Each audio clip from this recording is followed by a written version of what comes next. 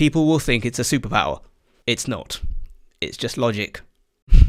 This is Ashley from Ashbea Music, and today we're going to be concentrating on hearing intervals, how we can recognize them, because once we learn to hear them, we can use them in our own compositions, because intervals are directly related to melodies. They are also a large part of learning to hear chords, because chords are also built up from intervals. One of the best ways you can learn to hear intervals is by referring to songs that contain these intervals somewhere near the beginning. So if you can use these songs to find out the sounds of the intervals, eventually you'll get to know what the sound of the interval is without needing to refer to the song. So first of all, we'll look at the minor second. Right? The minor second, you could refer to the Jaws theme by I think it was John Williams. John Williams, yeah. That's the Jaws theme. You could also use the Pink Panther theme, which uses chromatic notes.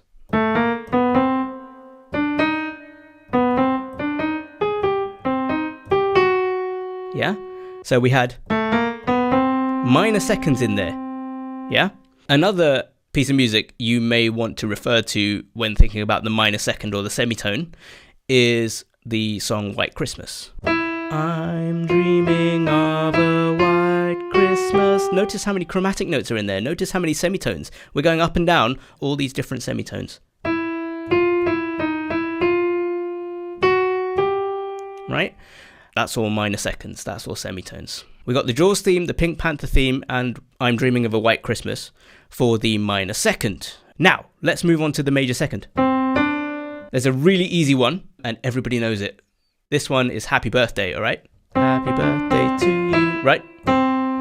That's where we get our major second. You can also look at Silent Night. Silent Night, right? Again, we're going up a major second, down a major second. So that's the major second. Now let's go into the minor third. The song that probably most people would be familiar with for the minor third would be Green Sleeves, okay?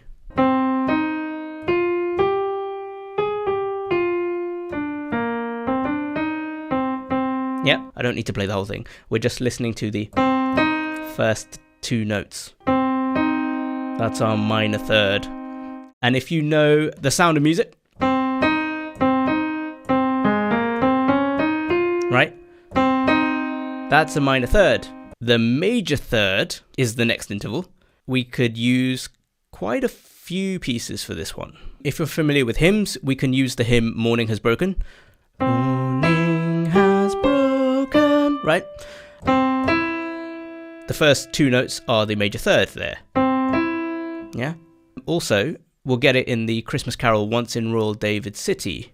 Once in Royal David City, right? Those first two notes, major third. Oh, when the saints go marching in. Right? Again, major third, first two notes. The Blue Danube. Right? The major third is a really, really important interval, and lots of songs use it. These are by no means the only songs that use it, but these are probably some of the most famous and some of the easiest to remember. Perfect fourth. Amazing grace, how sweet the sound, right? The first two notes, perfect fourth, right? If you're happy and you know it. If you're happy and you know it, clap your hands. Again, perfect fourth is there. We wish you a Merry Christmas, right? First two notes are perfect fourth. And then if you're familiar with a composer named Saint-Saëns, he wrote a suite of pieces called The Carnival of the Animals. And there's one piece in there that also has a perfect fourth in it at the beginning. It's the elephant, okay?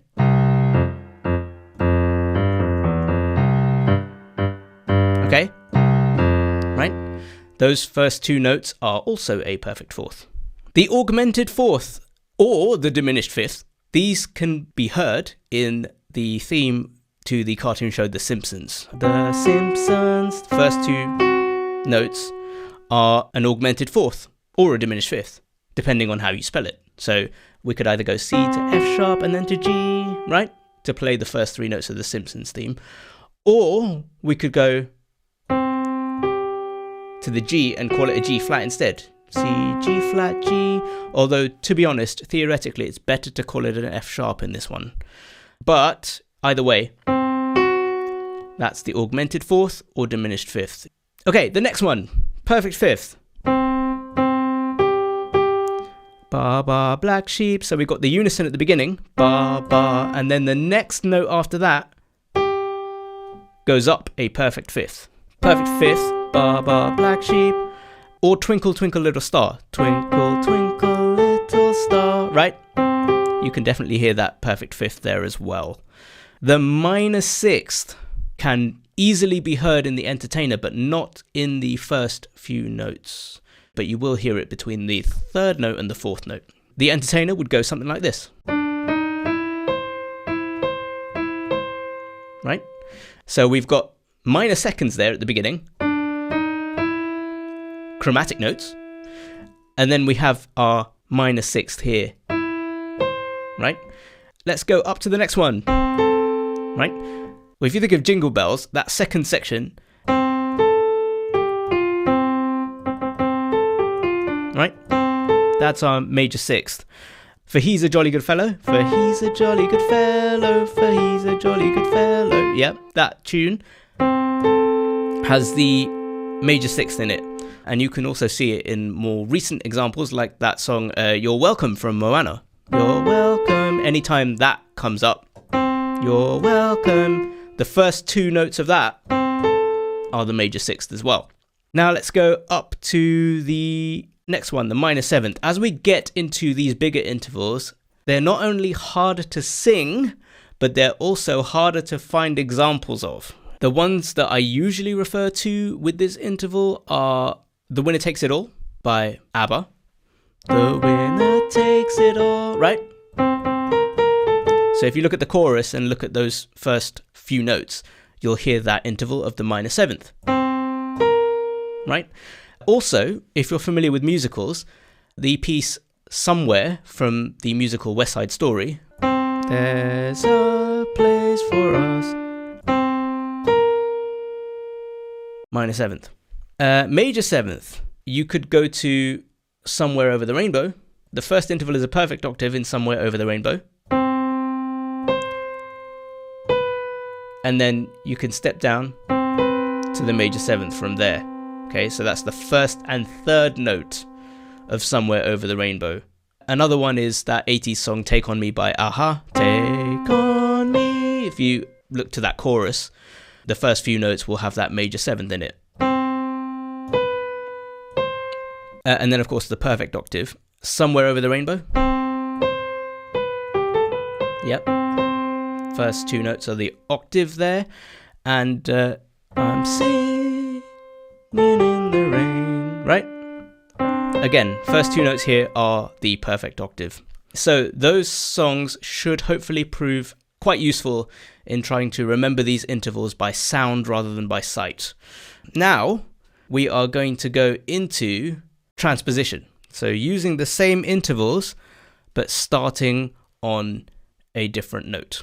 Let's illustrate that by having a look at moving scales. So let's go back to our trusty friend C major, which is always there for us when we want to explain something in a simple way. So this is our C major scale. We have tone, tone, semitone, tone, tone, tone, semitone. Because we know this pattern of intervals, we can now take this and start on any other note. And as long as we follow this same pattern, we can get any other major scale that we want. Let's go ahead and make one. I'm going to start on E, which is here. Right? So now we need a tone. So we need to go 1 semitone, 2 semitones. Okay, so that's a tone. So our next note after E will be F sharp. Now we need another tone. We need to go from F sharp, up 1 semitone to G, and then up another semitone to G sharp. Then the next interval will be from G sharp up a semitone. Would take us to the A. So that's our next note of the scale. And then from A, we are going up a tone. So 1 semitone, 2 semitones. So from the A, we'll need to get to the B to get our next note of this scale. Then we have another tone. So we have to go from B up another 2 semitones. So 1, 2 gets us to C sharp. And then we have another tone from C sharp. So we have to go up another 2 semitones. 1, 2, right? So our next note after C sharp will be D sharp. And then we get the semitone at the end. From D sharp, we need to go only up 1 semitone to get to the E. This completes 1 octave of our scale. What I've done now is I have transposed that C major scale, C, D, E, F, G, A, B, C, up to the E major scale. By following the same pattern of intervals and starting on E, I can get the same major scale sound. E, F sharp, G sharp, A, B, C sharp, D sharp, E. Sorry, a bit high for me to sing, but as long as you follow the same pattern, you get the same sound. This is the essence of transposition. You can do the same thing with anything. Literally any melody you can take and transpose, and it will sound the same, but it will just be lower or higher. So for example, happy birthday. Right? I know unison, major second,